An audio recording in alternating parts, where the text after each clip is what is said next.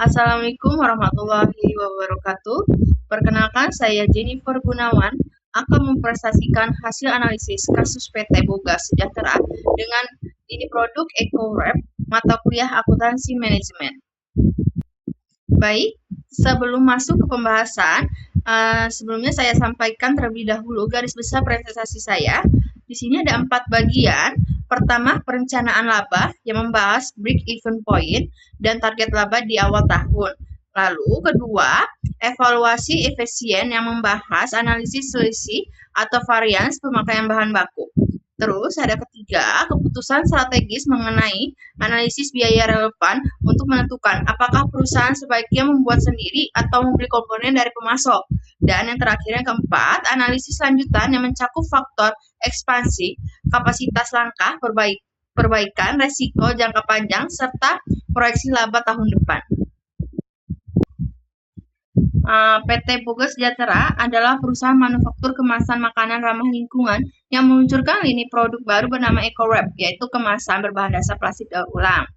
Sepanjang tahun berjalan, manajemen menghadapi 3 momen pengambilan keputusan.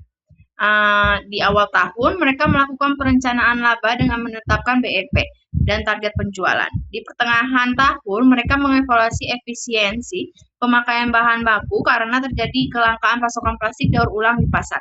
Dan di akhir tahun, mereka dihadapkan pada keputusan strategis. Apakah tetap memproduksi sendiri komponen kemasan atau membelinya dari pemasok luar? Ketiga momen inilah yang akan kami bahas satu persatu. Baik, masuk ke bagian 1, perencanaan laba. Datanya sebagai berikut. Harga jual EcoWrap ditetapkan 5.000 per unit, dengan biaya variabelnya 3.000 per unit, biaya tetap bulanan 40 juta, dan target penjualan manajemen sebesar 50.000 unit per bulan. Untuk mengetahui titik impas atau break even point, kami menggunakan metode margin kontribusi, yaitu biaya tetap dibagi dengan margin kontribusi per unit, selisih antara harga jual dan biaya variabel. Dari BEP dalam unit ini kita bisa mengonversinya ke BEP dalam rupiah dengan mengalihkannya terhadap harga jual. Dari perhitungan tersebut diperoleh BEP sebesar 20.000 per unit per bulan atau setara dengan 100 juta per bulan. Artinya EcoWrap harus terjual minimal 20.000 unit agar perusahaan tidak untung dan tidak rugi. Selanjutnya, Direktur Keuangan menargetkan laba bulanan sebesar 20 juta dengan menambahkan target laba ke dalam biaya tetap, lalu dibagi margin kontribusi. Kami memperoleh angka 30.000 unit per bulan yang harus terjual. Kami juga di sini menghitung margin of safety, yaitu sebesar 40%. Artinya ada ruang aman 40% antara target penjualan manajemen sebesar 50.000 unit dengan titik yang diperlukan untuk mencapai target laba. Jadi kesimpulannya itu target laba 20 juta ini realistis untuk dicapai.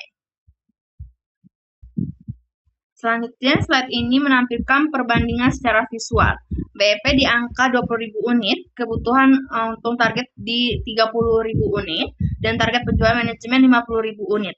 Jadi terlihat jelas bahwa 30.000 unit ini masih jauh di bawah kapasitas dan target penjualan yang direncanakan.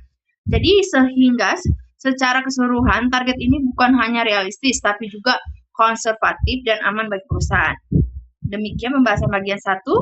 Selanjutnya akan dibahas bagian 2. Oke, sekarang di bagian kedua, standar yang ditetapkan perusahaan adalah 0,2 kg plastik daur ulang untuk setiap unit EcoWrap dengan harga standar 10.000 per kilogram. Pada bulan Juni tercatat produksi aktual sebanyak 48.000 unit dengan pemakaian bahan baku aktual 10.000 kg pada harga aktual 10.500 per kilogram.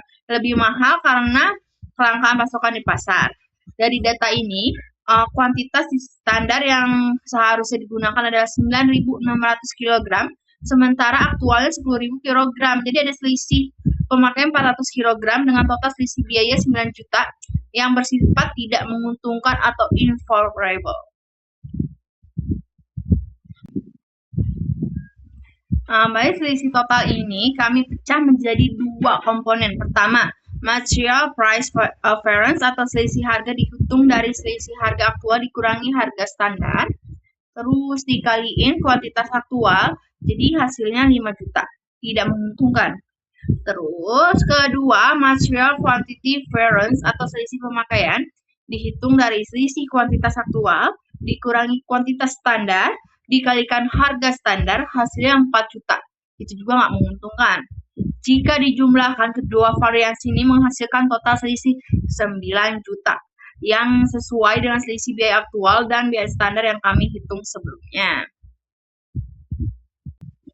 Manajer produksi berargumen bahwa seluruh selisih biaya ini disebabkan oleh kenaikan harga plastik daun orang di pasar yang berada di luar kendali bagian produksi. Apakah argumen ini benar sepenuhnya?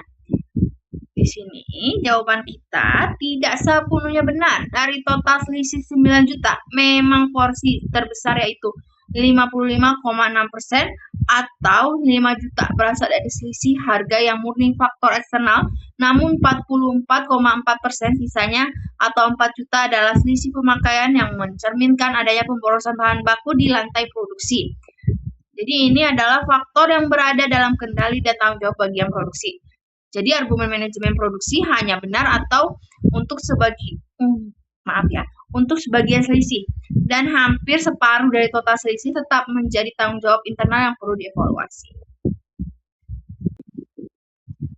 Baik, selanjutnya kita sudah di bagian ketiga, yaitu keputusan strategi make or buy di akhir tahun. Ada pemasokan yang menawarkan komponen tutup kemasan siap pakai seharga 800 per unit untuk kebutuhan 50.000 unit per bulan. Saat ini berusaha memproduksi sendiri dengan total biaya 9.000 per unit yang terdiri dari bahan baku 400, tenaga kerja langsung 250, overhead variabel 100, dan overhead tetap yang dialokasikan sebesar 150. Kunci analisis ada pada bagian overhead, tetap 150 tadi, karena biaya ini tidak akan berkurang meskipun produksinya dihentikan. Sebab mesin dan fasilitas tetap dipakai untuk lini produk lain, maka biaya ini tidak relevan dalam pengambilan keputusan. Biaya relevan untuk memproduksi sendiri hanya mencakup komponen variabel saja, yaitu 750 per unit, yang ternyata masih lebih murah dibandingkan harga beli dari pemasok sebesar 800. Berdasarkan analisis biaya relevan tersebut, rekomendasi kami adalah PT Boga Sejahtera sebaiknya tetap memproduksi sendiri komponen ini. Secara finansial, selisih 50 per unit dikalikan volume 50.000 unit per bulan menghasilkan penghematan sebesar 2.500.000 per bulan dibandingkan jika perusahaan membeli dari pemasok. Jadi keputusan ini mempertahankan produksi internal terbukti lebih menguntungkan secara kuantitatif. Demikian pembahasan bagian 3. Baik, di bagian terakhir ini saya akan membahas beberapa pertanyaan analisis lanjutan. Pertanyaan pertama, jika perusahaan berencana menambah kapasitas produksi EcoWrap sebesar 20% tahun depan, faktor apa saja yang perlu dipertimbangkan? Kami mengidentifikasi 6 faktor utama. Kepastian permintaan pasar agar tidak timbul kapasitas menganggur. Terus, potensi kenaikan biaya tetap yang akan menggeser titik BEP, nilai investasi dan periode pengambilannya, ketersediaan serta kestabilan harga bahan baku mengingat kelangkaan yang terjadi di bulan Juni, perubahan margin of safety pada skala baru, dan efisiensi operasional terkait resiko pemborosan bahan baku yang sudah ditemukan sebelumnya. Pertanyaan keduanya, langkah perbaikan apa yang bisa diambil untuk menekan material quantity variance ke depannya? Di sini kami mengusulkan 3 langkah. Pertama, melakukan root cause analysis atau investigasi akar permasalahan pemborosan. Lalu menyusun SOP produksi yang lebih ketat. Kedua, memberikan pelatihan kepada operator produksi disertai sistem monitoring pemakaian bahan persif. Ketiga, meningkatkan program pemeliharaan mesin secara preventif serta memperketat pengendalian kualitas di setiap tahap proses produksi. Pertanyaan berikutnya membahas resiko jangka panjang yang tetap perlu dipantau. Meskipun keputusan mempertahankan produksi internal sudah tepat secara finansial untuk saat ini dengan selisih 50 per unit. Ada 5 risiko yang kami identifikasi. Pertama, margin 50 per unit ini tergolong tipis sehingga rentan tergerus bila harga bahan baku terus naik. Kedua, perlu dipastikan overhead tetap benar-benar terpakai optimal, bukan sekedar menyerap kapasitas menganggur. Ketiga, resiko kualitas dan teknologi apabila pemasok semakin efisien sementara proses internal stagnan. Keempat, ketergantungan pada kapasitas dan tenaga kerja internal yang beresiko terhadap gangguan produksi dan yang kelima, opportunity cost, di mana kapasitas produksi ini bisa jadi lebih bernilai bila dialihkan ke produk lain yang marginnya lebih tinggi. Baik, yang terakhir, di sini diminta memproyeksikan target laba yang tumbuh 25% tahun depan dan target laba 20 juta di bagian 1. Target lama baru menjadi 25 juta per bulan dengan asumsi harga jual dan struktur biaya tetapnya sama. Kami menghitung kebutuhan penjualan sebesar 32.500 per unit. Angka ini masih realistis karena hanya 65% dari kapasitas dan harga penjualan yang sudah ada saat ini, yaitu 50.000 unit dengan margin of safety sebesar 35%. Baik, sebagai penutup, izinkan saya merangkum seluruh hasil analisis hari ini. Pertama, dari sisi perencanaan laba, BEP EcoWrap berada di 20.000 unit dan target laba 30.000 unit, realistis dengan margin of safety 40%. Kedua, dari sisi evaluasi efisien, ditemukan selisih 9 juta yang tidak menguntungkan, dengan 55,6% berasal dari faktor harga dan 44,4% dari pemborosan internal yang tidak perlu diperbaiki. Ketiga, dari sisi keputusan strategis, kami merekomendasikan perusahaan tetap memproduksi sendiri karena menghemat 2,5 juta per bulan.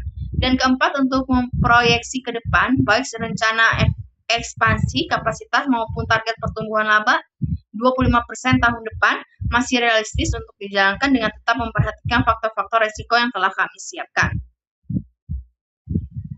Baik, demikian presentasi dari saya mengenai analisis kasus PT Boga Sejahtera dan lini produk EcoWrap. Terima kasih atas perhatiannya dan waktunya. Assalamualaikum warahmatullahi wabarakatuh.